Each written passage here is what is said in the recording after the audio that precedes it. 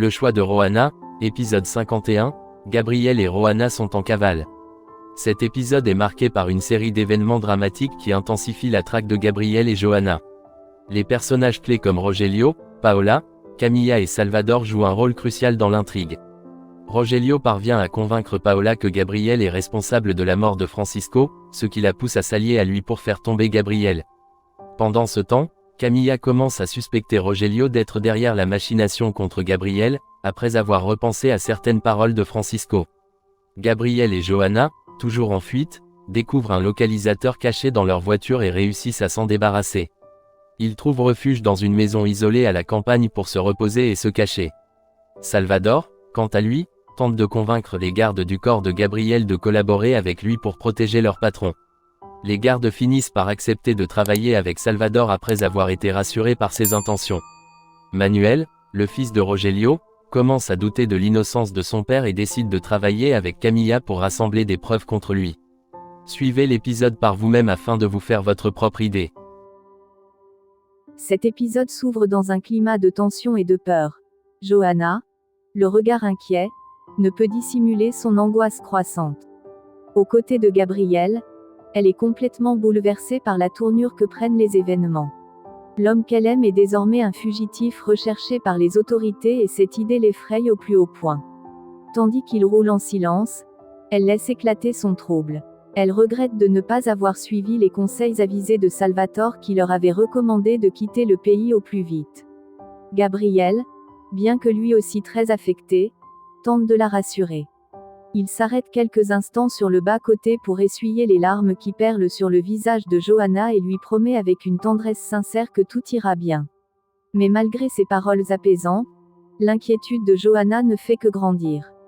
Elle est consciente que leur situation est critique et qu'ils doivent à tout prix se cacher pour ne pas être retrouvés. Selon Gabriel, tout porte à croire que Rogelio est derrière cette machination. Il est convaincu que ce dernier, mu par une haine ancienne et une soif de vengeance, est l'architecte de cette cabale qui vise à l'éliminer. Pendant ce temps, ailleurs, Camilla replonge dans ses souvenirs. Certaines paroles prononcées par Francisco lui reviennent à l'esprit.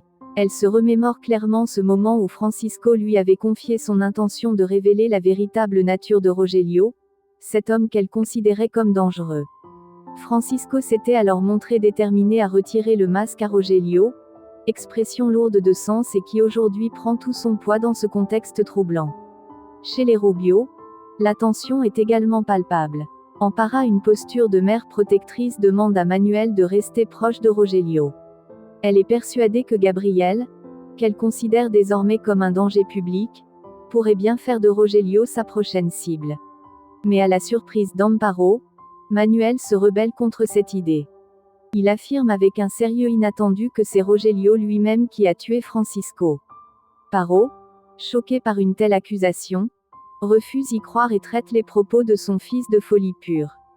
Mais Manuel insiste. Il explique que Rogelio voulait à tout prix racheter les actions de Francisco et que ce dernier était sur le point de tout révéler à Gabriel avant de mystérieusement disparaître. Ces paroles provoquent une vive réaction chez Amparo qui est prise d'une véritable crise d'angoisse. De son côté, Rogelio tisse sa toile. Il parvient à convaincre Paola que Gabriel est bien le meurtrier de Francisco et que ce crime n'avait pour but que de servir ses intérêts personnels, notamment en accaparant la présidence de la brasserie. Paola, influencée par son père, finit par se ranger de son côté. Elle décide de s'allier à lui pour faire tomber Gabriel. Rogelio, fier de la tournure des choses, lui dit alors que c'est bien son sang qui coule dans ses veines comme pour justifier son instinct de manipulation et de pouvoir. Pendant ce temps, dans leur voiture, Gabriel et Johanna poursuivent leur fuite. Gabriel évoque un vieux différend foncier entre le père de Rogelio et celui de son père. Il raconte que les terres avaient été vendues légalement aux Rubio mais que Rogelio n'a jamais digéré cette transaction. Selon lui, cette rancune ancestrale expliquerait en partie la haine que lui voue Rogelio aujourd'hui. Au poste de police, Jenny arrive avec Margarita. Elle est inquiète et vient chercher des réponses auprès de Salvatore qu'elle reproche de n'avoir pas répondu à ses nombreux appels. Pacheco, ravi de revoir Margarita, les accueille chaleureusement. Salvatore, quelque peu embarrassé, explique à Jenny qu'il était très occupé. Jenny, sans détour, demande où se trouve Johanna et Gabriel car elle a vu dans les journaux que Gabriel est désormais considéré comme un criminel. Dans son bureau, le procureur Javier Quios ordonne à ses agents de retrouver Gabriel coûte que coûte. Une vaste opération de recherche est lancée dans toute la ville. Johanna et Gabriel, toujours en fuite, aperçoivent les barrages de police sur leur route. L'angoisse monte d'un cran. Salvador, conscient du danger, demande à Pacheco d'éloigner Margarita en l'invitant à boire un café. Pendant ce temps, il tente d'expliquer la situation à Jenny. Lorsqu'elle lui demande s'il pense que Gabriel est réellement un meurtrier, il reste silencieux, incapable de lui fournir une réponse claire. Pendant ce temps, dans un petit café, Pacheco offre un chocolat chaud à Margarita. Leur échange est empreint de douceur. Margarita lui avoue avoir beaucoup apprécié le petit cadeau qu'il lui avait offert et une complicité naît entre eux. De retour à la voiture, Gabriel s'arrête brusquement. Les larmes aux yeux, il semble dépassé par les événements et effectue une marche arrière incertain de la direction à prendre. Camilla, quant à elle, est hantée par les menaces que lui a proférées Rogelio. Elle partage ses doutes avec Enriqueta à qui elle confie qu'elle est désormais certaine que Gabriel est innocent. Enriqueta lui demande alors si elle a une idée de l'identité du véritable coupable. Camilla avec gravité lui répond qu'ils suspectent tous la même personne sans pour autant prononcer son nom. Pendant ce temps, Carlos et Claudio réfléchissent à un moyen concret de prouver l'innocence de Gabriel. Ils savent que le temps presse et que les preuves montées de toutes pièces par leurs ennemis risquent de précipiter la chute de leur ami. Au garage, Felipe est désespéré depuis le départ précipité de Johanna. Il se sent abandonné. Yadira, sensible à sa douleur, vient à lui, le prend dans ses bras et lui dit qu'il peut compter sur elle pour tout ce dont il aura besoin. Ils sont interrompus par Raymond qui arrive en criant visiblement de mauvaise humeur. Felipe lui demande de s'asseoir pour se calmer. Raymond, avec inquiétude, lui apprend que Gabriel est désormais recherché par la police car un corps a été retrouvé dans son incinérateur. Au poste, Salvador confie à Jenny que le procureur Javier Quiros est corrompu. Il cherche à faire porter le chapeau du meurtre à Gabriel afin de protéger ses propres intérêts ou ceux de ses complices. Jenny lui demande alors pourquoi il ne le dénonce pas. Mais Salvador explique qu'il n'a pas ce pouvoir et que toute action précipitée pourrait aggraver la situation. À cet instant, Javier fait éruption dans la pièce et demande si Jenny est venue fournir des informations sur Gabriel. Salvador présente Jenny comme étant la mère de Johanna Bravo. Javier avec agressivité l'accuse de complicité et la menace d'une incarcération imminente. Jenny, courageux, défend sa fille avec fermeté et nie toute implication. Salvador tente de calmer la situation. Javier l'interrompt pour lui dire qu'il détient des preuves solides. Le rapport balistique confirme que l'arme retrouvée dans le bureau de Gabriel est bien celle qui a servi à tuer Francisco. Salvador, furieux mais stratégique, éloigne Javier pour éviter que Jenny ne panique davantage. Il finit alors d'être de son côté, ce qui satisfait pleinement le procureur. Javier, toujours sur le pied de guerre, ordonne à Pacheco de retourner à ses fonctions, précisant que ce lieu n'est pas un espace d'accueil pour visiteurs. À la brasserie, Camilla explique à Carlos un souvenir clé. Juste avant la fête de la brasserie, Francisco lui avait dit qu'il allait enfin dévoiler au grand jour l'identité de la personne qui voulait nuire à Gabriel. Cette révélation donne encore plus de poids à leurs soupçons. C'est alors qu'Alvira, la mère de Francisco, fait irruption dans le bureau. Elle accuse Camilla d'être responsable de la mort de son fils. En colère, elle jure de la faire expulser et de récupérer les actions de Francisco, rappelant qu'ils étaient mariés sous le régime de la séparation des biens. Carlos, dans un effort pour maintenir la paix, tente de calmer Elvira tandis que David intervient à son tour pour éviter que la situation ne dégénère davantage. De l'autre côté, Josefina apprend à Memo une nouvelle des plus troublantes. Gabriel est désormais activement recherché par les autorités. Elle lui explique qu'un corps a été retrouvé sur la terre appartenant à Gabriel, ce qui a provoqué une avalanche de soupçons contre lui. À ces mots, Memo réagit avec inquiétude, comprenant immédiatement la gravité de la situation.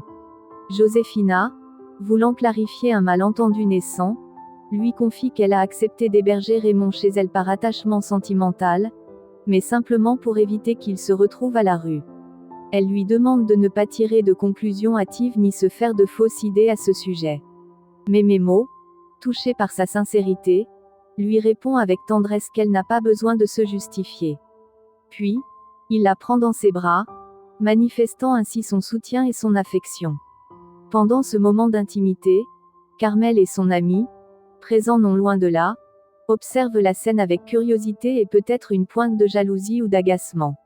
Dans un autre coin de la maison, Raymond et Felipe sont plongés dans une discussion animée à propos de la situation dramatique dans laquelle se retrouvent Gabriel et Johanna. L'ambiance est lourde, chargée de tension et de tristesse. Lorsque Josefina revient chez elle accompagnée de Memo, Raymond ne peut cacher la jalousie qui le ronge à la vue de leur complicité évidente. Ce malaise ne fait qu'amplifier la complexité des relations qui se tissent dans cette maisonnée. Pendant ce temps, Gabriel et Roanna, toujours en cavale, fouillent leur voiture avec précaution. Leurs efforts sont rapidement récompensés. Ils y découvrent un petit appareil, un localisateur dissimulé à leur insu. Gabriel, visiblement agacé par cette découverte, s'empresse de retirer l'objet et le jette dans une poubelle. Conscients que leur sécurité dépend de chaque petit détail, une fois débarrassés de cet espion électronique, ils reprennent leur chemin, déterminés à ne laisser aucune trace derrière eux. À la brasserie, Enricta, fidèle et bienveillante, propose son aide à Camila. Elle lui dit de ne pas hésiter à lui demander quoi que ce soit si elle a besoin d'un soutien ou d'une épaule. Camila, profondément reconnaissante, la remercie chaleureusement. Toutefois, épuisée par les récents événements, elle décide de rentrer chez elle pour se reposer et reprendre des forces. Chez Josefina, un nouvel événement vient bouleverser l'ambiance. Les gardes du corps de Gabriel arrivent pour rassurer la famille de Johanna. Ils leur affirment que Roanna va bien, qu'elle est saine et sauve. Ils insistent également sur l'intégrité de leur patron, soulignant que Gabriel est une personne droite et juste, incapable de ôter la vie à quiconque. Leur témoignage, bien que rassurant, ne suffit pas à calmer l'angoisse palpable qui règne dans la maison. De leur côté, Gabriel et Johanna, toujours en cavale, s'éloignent toujours plus de la ville. Johanna, consciente de leur fatigue et des risques qu'ils encourent, propose qu'ils s'arrêtent quelques jours pour se reposer et récupérer un peu de force avant de poursuivre leur fuite. Gabriel, partageant son sentiment, accepte. Leur priorité est désormais de rester en sécurité, à l'écart des regards indiscrets. Peu après, Salvador arrive chez Josefina accompagné de Jenny, la mère de Johanna. Ils sont accueillis par les gardes de Gabriel qui, toujours méfiants, annoncent leur intention de partir. Ils dénoncent le fait que la police tente de faire de Gabriel un bouc émissaire en l'accusant injustement d'un crime qu'il n'a pas commis. Salvador prend la parole et les rassure qu'il est entièrement d'accord avec eux. Il les invite alors à discuter en privé dans la cuisine de Josefina, espérant les convaincre de lui faire confiance et de collaborer avec lui pour protéger Gabriel. Pendant ce temps, au poste de police, le procureur Javier Quios fait une promesse inquiétante à Rogerio. Ses détectives sont mobilisés et retrouveront Gabriel quoi qu'il en coûte. Dans la cuisine, Salvador insiste pour convaincre les gardes du corps de Gabriel de coopérer avec lui. Il leur demande de lui faire confiance, leur affirmant qu'il est prêt à escorter Gabriel et à veiller sur lui s'il l'aide. Les gardes restent hésitants, exprimant leurs doutes. Mais Salvador insiste, les conjurant de ne pas abandonner leur patron dans une période aussi critique. Pendant ce temps, Gabriel et Gianna trouvent refuge dans une maison isolée en pleine campagne et se préparent à y passer quelques jours dans l'espoir de passer inaperçus et de reprendre leur souffle. De son côté, Camila rentre chez elle et tombe nez à nez avec Manuel, venu s'excuser pour son intrusion. Il lui demande de lui accorder un moment pour lui parler. Camila accepte de l'écouter. Manuel lui avoue qu'il pense que son propre père, Rogelio, pourrait être responsable de la mort de Francisco. Camila, interloquée, lui sert un verre pour l'aider à se détendre puis lui demande s'il détient des preuves. Manuel répond qu'il n'en a aucune, seulement des soupçons fondés sur certaines conversations et comportements suspects. Camila lui confie qu'elle se sent menacée par Rogelio, qu'il est un homme manipulateur qui n'hésite pas à utiliser tous les moyens pour arriver à ses fins. Manuel, déterminé, lui dit qu'il est prêt à tout pour aider Gabriel et prouver son innocence. Ensemble, ils décident de travailler main dans la main pour rassembler des preuves et confronter Rogelio. Pendant ce temps, Rogelio reçoit un appel de Javier, le procureur, qui lui annonce que Gabriel et Johanna sont toujours en fuite. Rogelio ordonne à ses hommes de main de redoubler d'efforts pour les retrouver, affirmant que Gabriel doit être éliminé à tout prix. De son côté, Gabriel commence à ressentir les effets de la fatigue et du stress.